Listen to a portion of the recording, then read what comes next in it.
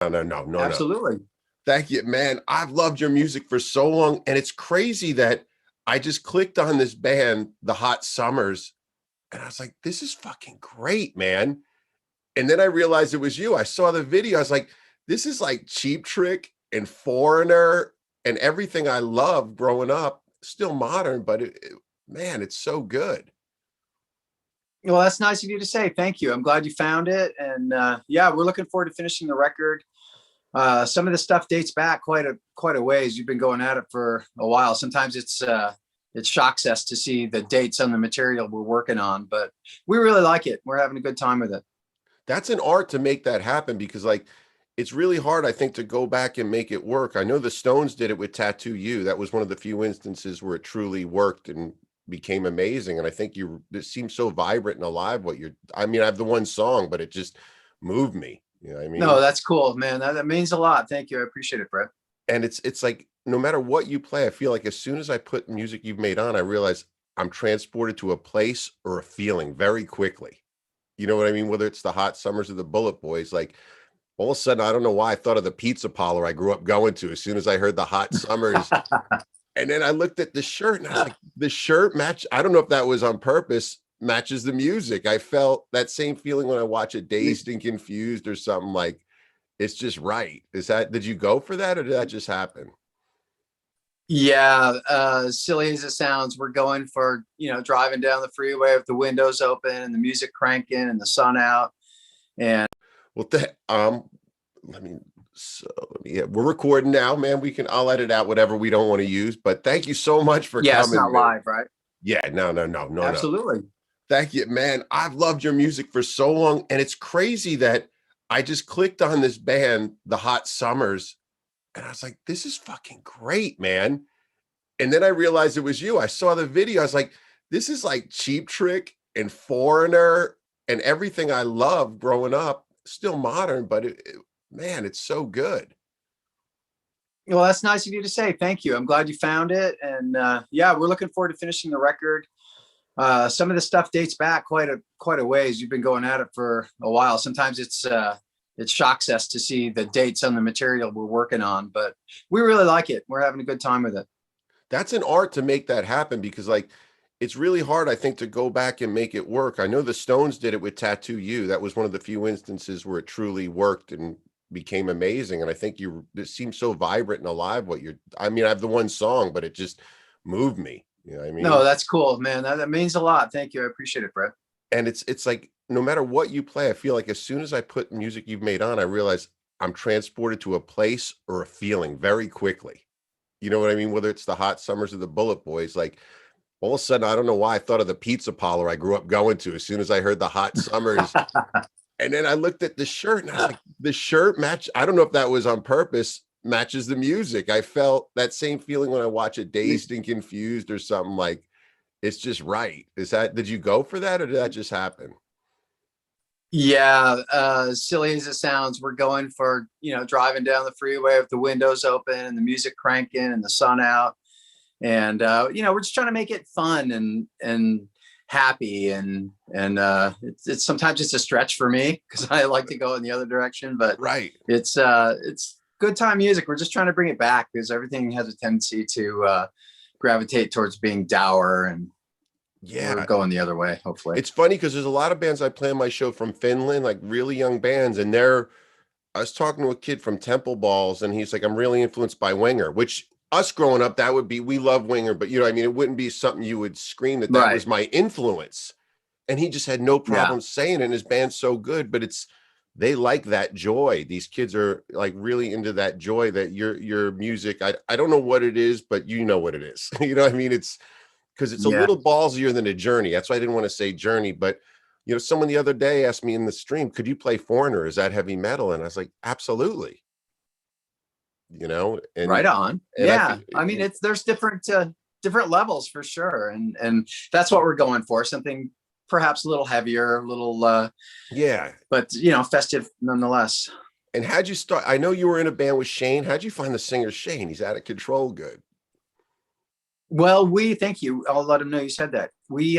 Jimmy and I were working together, just trying to put some. Well, it was outside of Bullet Boys. We Bullet Boys wasn't doing anything, and I was living out of town, and so Jimmy and I started this sort of long distance project.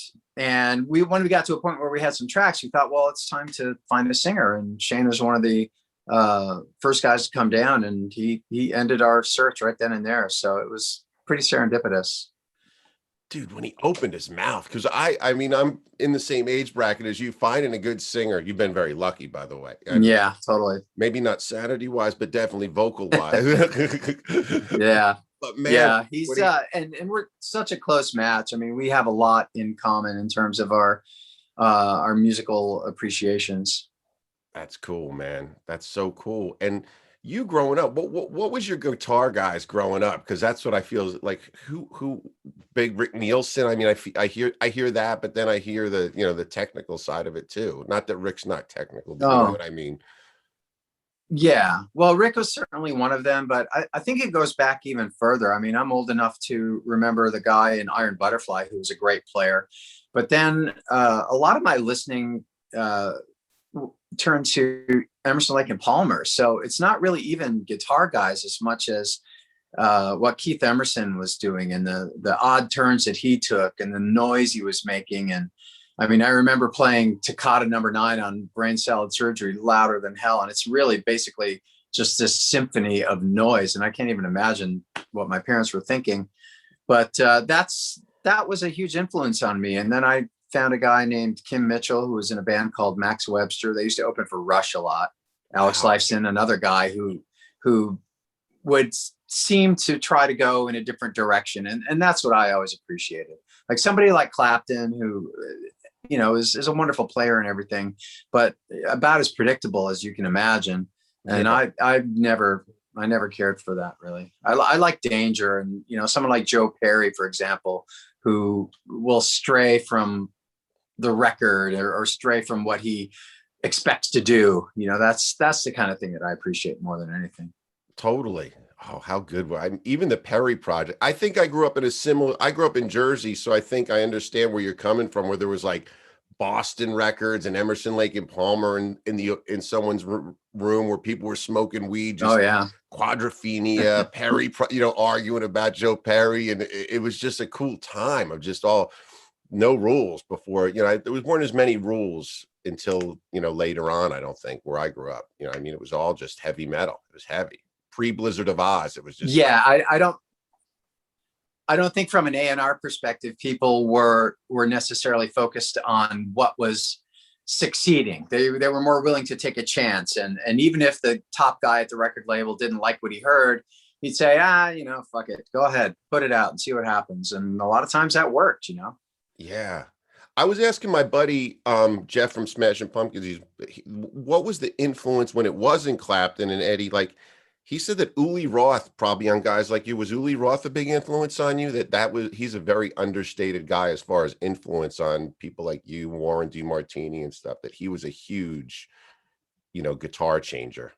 That was a great example of someone who I would have appreciated. I didn't have access to a lot of Uli's stuff at the time. So when I heard like Sales of Sharon for the first time, I was floored. I couldn't imagine seeing someone play like that in the early 70s. So yeah, that's a great example of someone who I certainly have gravitated towards in terms of my listening. Yeah, because what I like about you is it's blues, but not like Clapton. Like, it's not just pentatonic. Like, I don't know. There's something more to it that's just really interesting. Yeah, I like to challenge myself, and sometimes I put myself in some awkward positions where what I hear in my head doesn't necessarily translate to what I'm doing in my fingers. And, sometimes I get there by the skin of my teeth. And I have a friend who, and I took it as a compliment, but she would say, yeah, it just sounds like you could go off the rails at any given moment, but you don't seem to ever do that. And that's for better or worse, how I record and how I play live. So just my thing, I guess. I've read a few interviews with you, and what I love, because a lot of people, I love the danger, like you're saying, and not the danger is drugs and alcohol, but like there's that Zeppelin, How the West Was Won. Have you heard that record? I don't know, but No, but I'm glad you brought it up. I've been meaning to buy it for dude, years. they're at the Forum, and you know what it feels like. It's just, I realized most live records from the 70s were recorded in the summer, which means something to Mhm. me. Kiss, Nugent, Zeppelin. There's something of, and you just picture it, and they start with this thing, the LA Drone, and they just go into the Immigrant Song really fast, really fucking fast. That's funny. But it just makes me love. I was, not the hugest Zepp fan, but this record draws me in more than any of their studio albums because it just feels like, whoa, this could just fall apart, but it doesn't. Bonham was just almost missing a drum, but not.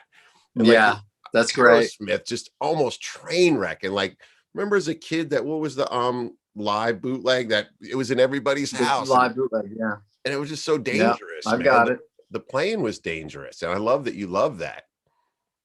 Yeah. And when I saw Aerosmith at a time when they were probably imploding, and I loved it. It was like you say, a lot of danger, a lot of energy, a lot of friction, and a lot of times that's what creates the best music for me.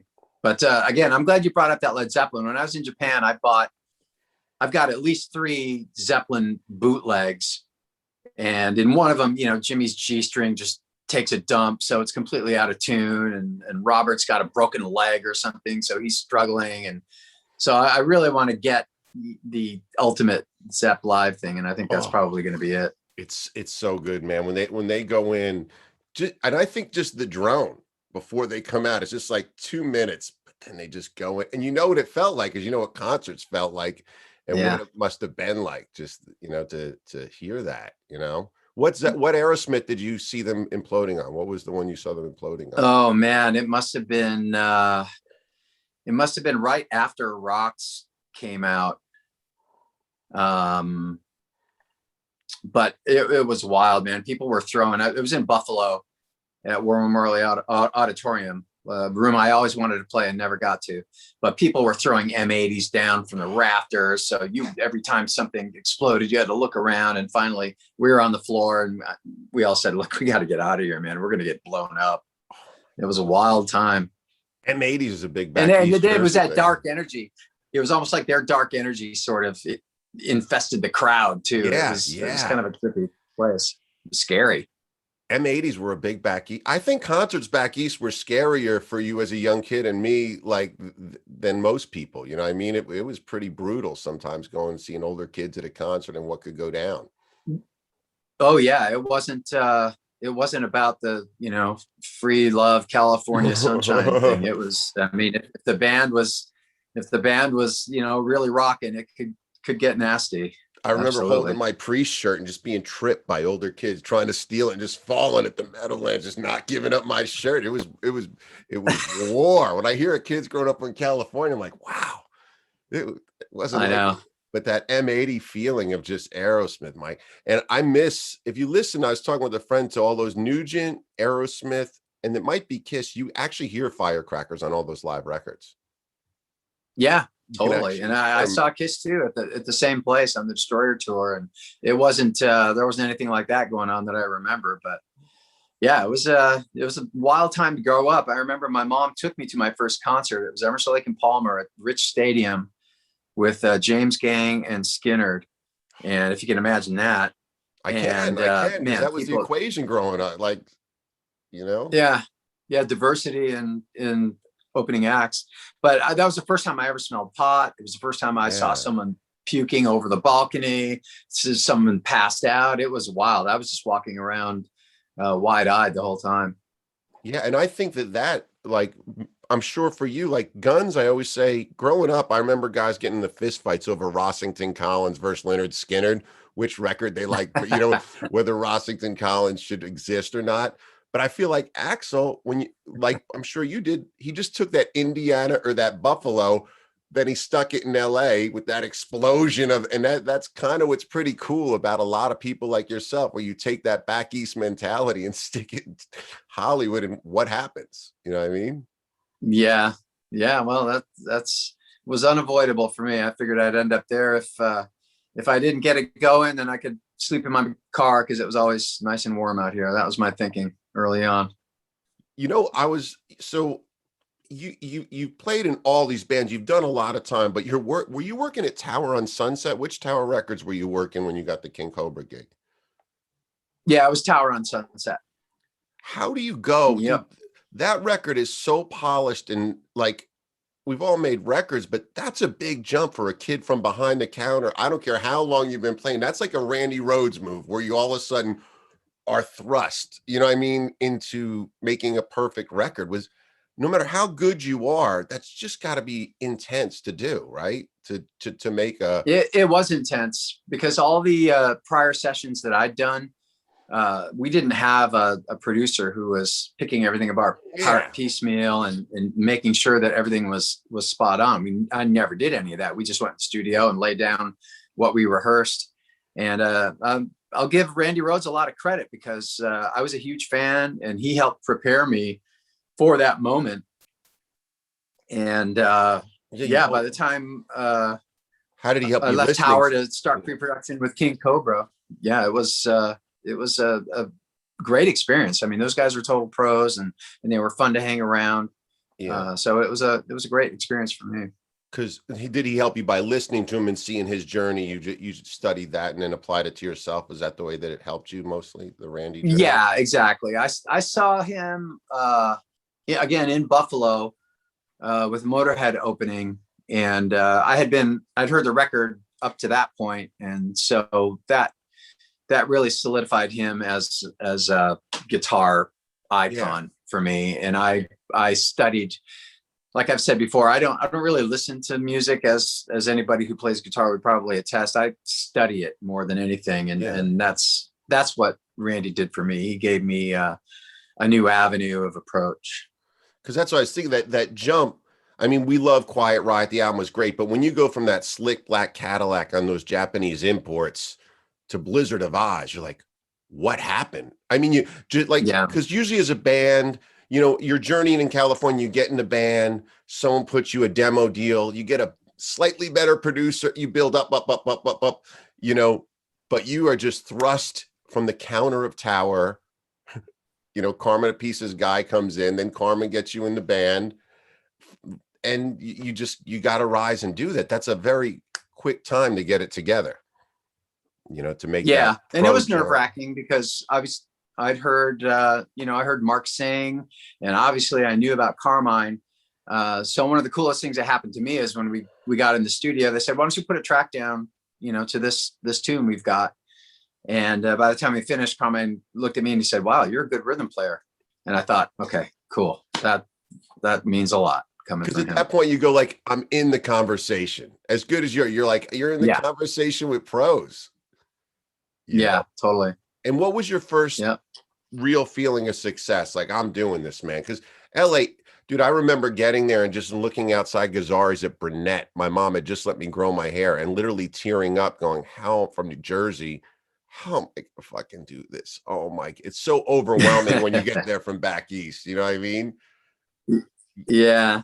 And your first... Wow, it's a great question. I mean, certainly, opening for Kiss was a big step. I hadn't really imagined ever doing something like that, but that's with King Cobra. At the same time, it was with King Cobra.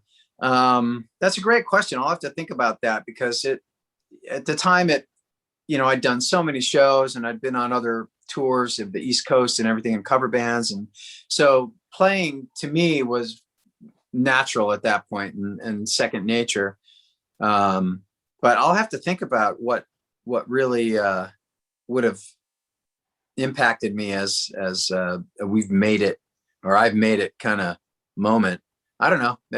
Maybe when Carmine came into Tower and that would be big. That's what I would think. Like you're an audition, and then you play, and you're that was a big deal. And I mean, to stand, I can't imagine standing on that stage, sound checking, more the sound check, and just reaching up to your amp, just dialing in your amp in the first arena or theater, whatever it was. Just that's the dream right there. You know what I mean? Yeah. Well, it seems to never change from club days and your early high school, dance days to then. I think one of the first shows we did, there was a bomb threat in the arena. So we weren't going to be going on anytime soon. And it was kind of a frightening moment. We had to bail on it. And that was one of the first things that we encountered. So, it never goes without a hitch. Well, that's that's a good setup. That's a good, that we've all had that, just that's kind of how rock and roll goes, right? That symbolizes everything right there. Totally. On my first gig is That's exactly right. As a kid, I was supposed to play with open for Skid Row, my my high school band, with the premiere of Sebastian Bach at Mingles in Sayreville, New Jersey. Oh, wow. Night before the show, the club burnt down. Oh, no. It should have set me up for a life in rock, but man. Yeah.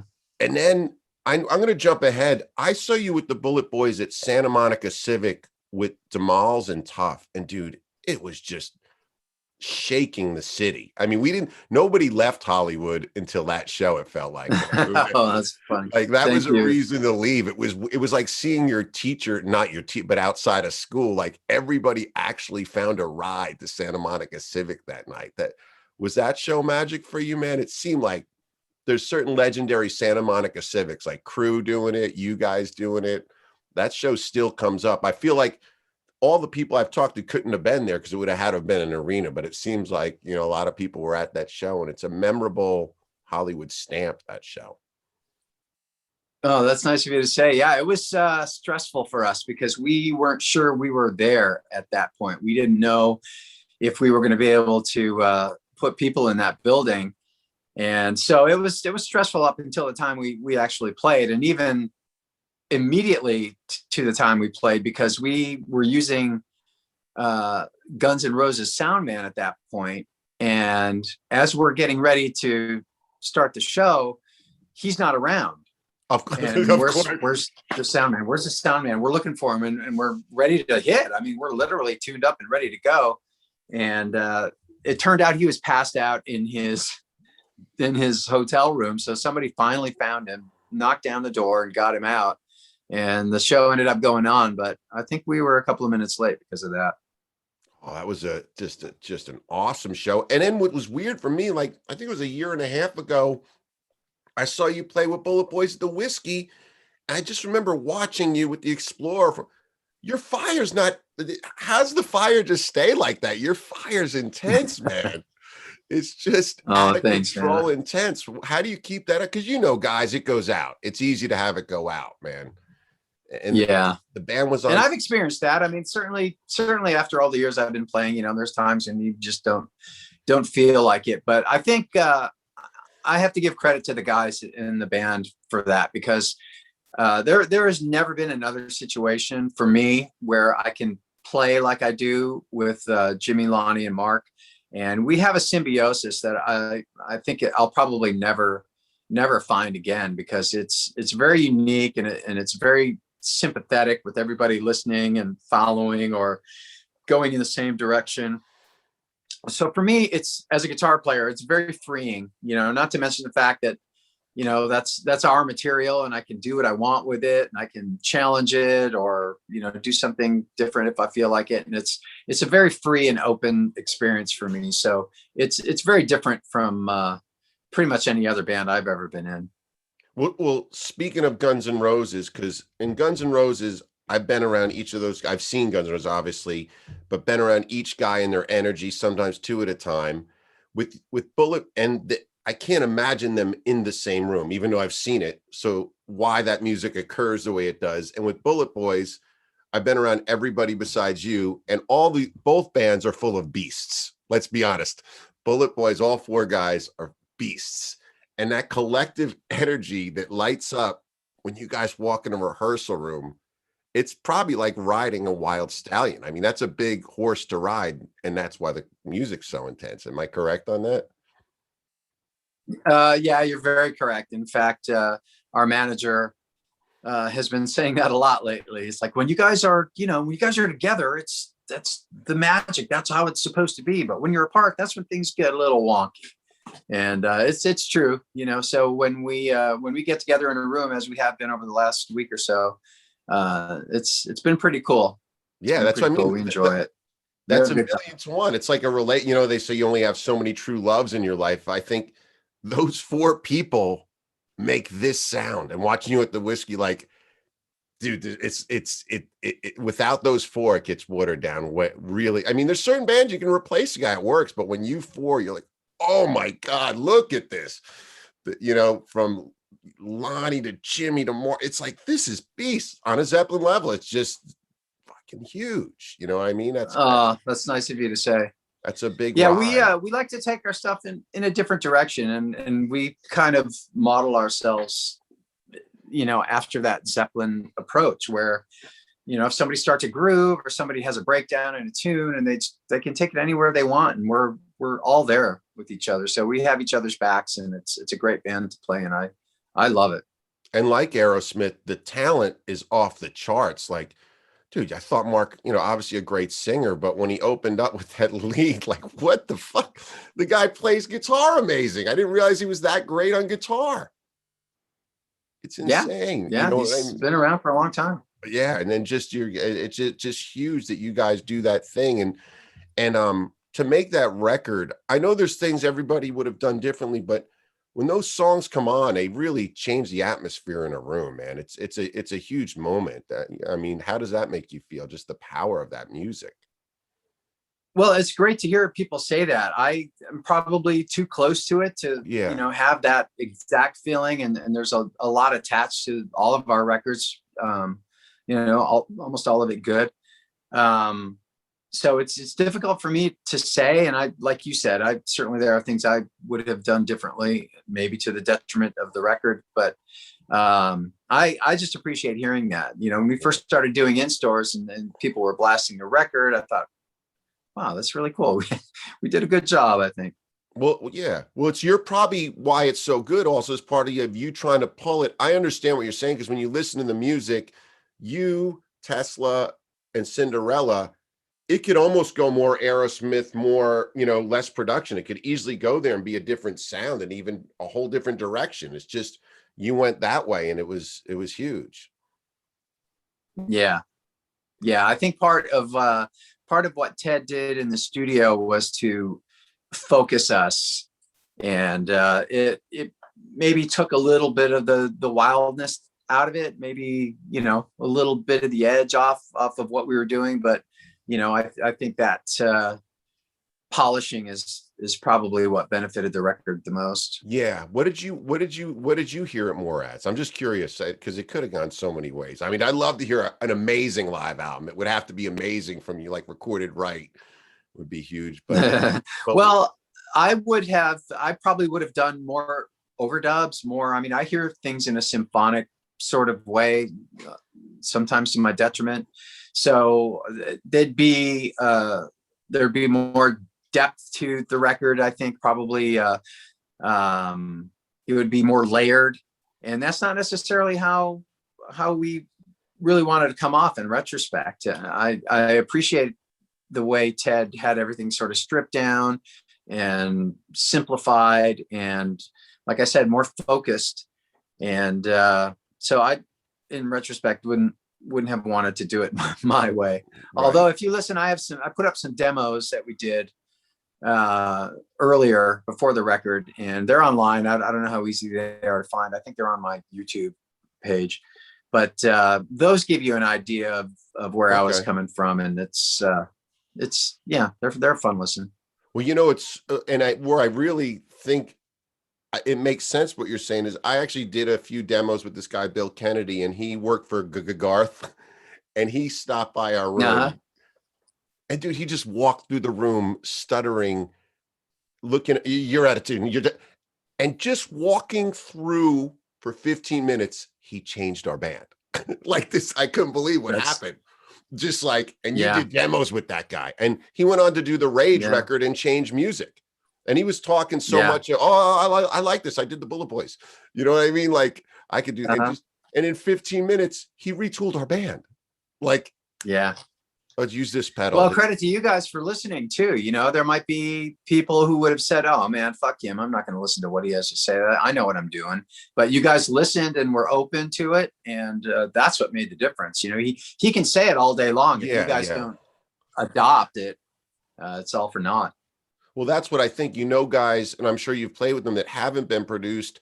haven't gotten on a click track, have, you know, they, like even a Slash, at some point he pulled it together to make a record. You know what I mean? That band, Yeah. you know, you hear about the 9-hour Guns N' Roses rehearsals. At some point they rehearsed. They didn't just live that way. You know what I Right. mean? And you've Hmm. got to push it in and bridle that energy. You know what I mean? Yep. And do the work whether you want to or not sometimes. I mean, look at you. Look at the work. You're always working, it seems like, man. I've been checking. Yeah, you're always working on music. Yeah. Yeah. It's in me. I can't get it out other than to, record and play.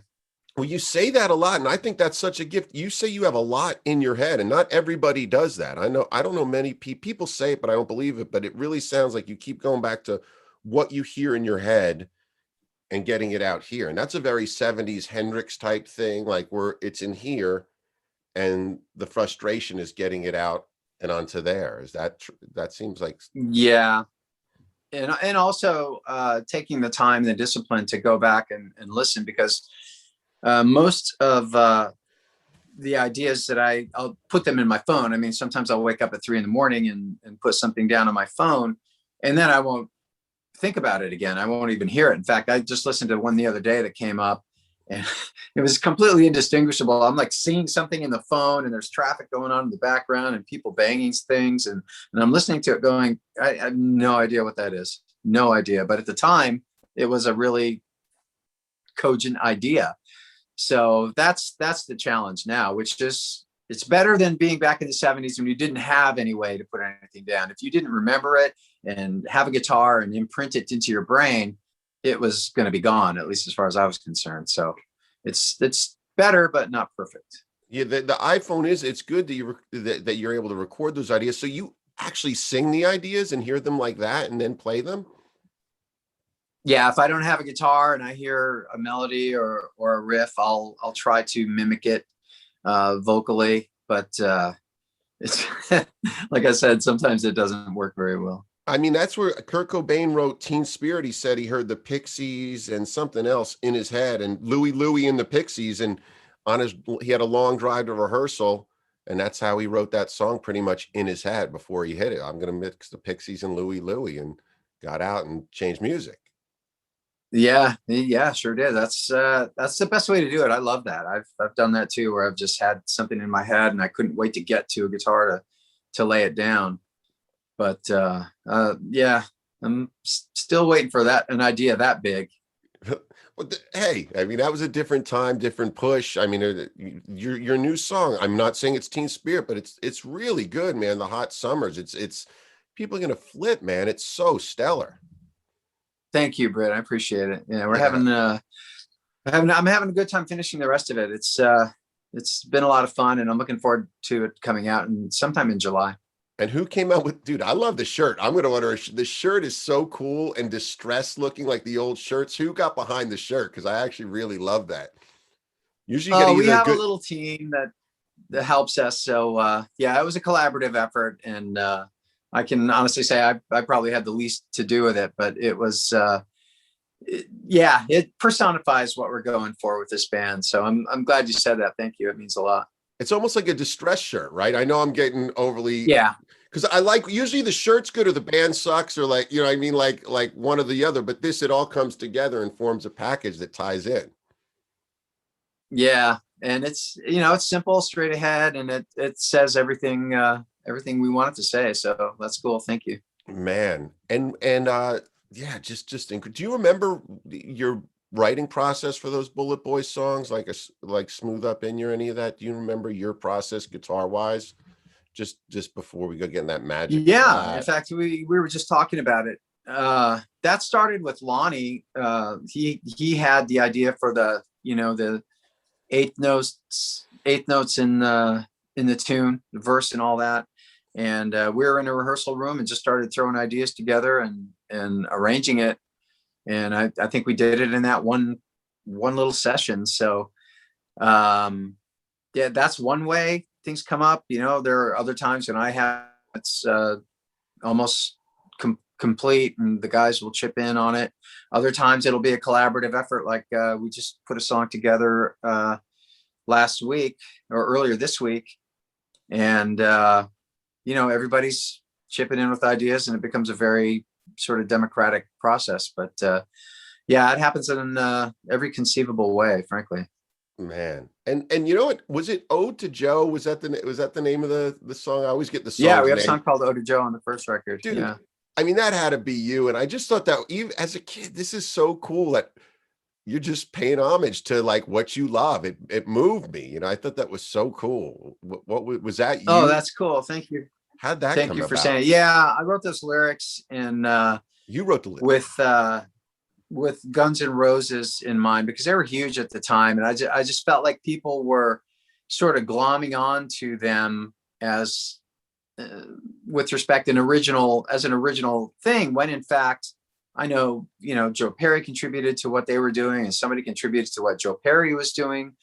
So I just sort of wanted to encompass everybody from Willie Dixon and Muddy Waters and anybody who would have gotten all this jump started, Robert Johnson for that matter. So that's what I was going for. You know, the process of starting from scratch and having to have a foundation of something to build on. Man.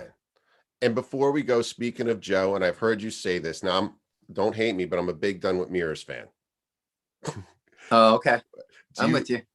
But you don't like Done with Mirrors, right? That's not one of your favorites. You're not into No, that. it bothered me. It bothered me, but it's Aerosmith, and when I listen to it, I try to get it. I go along with it.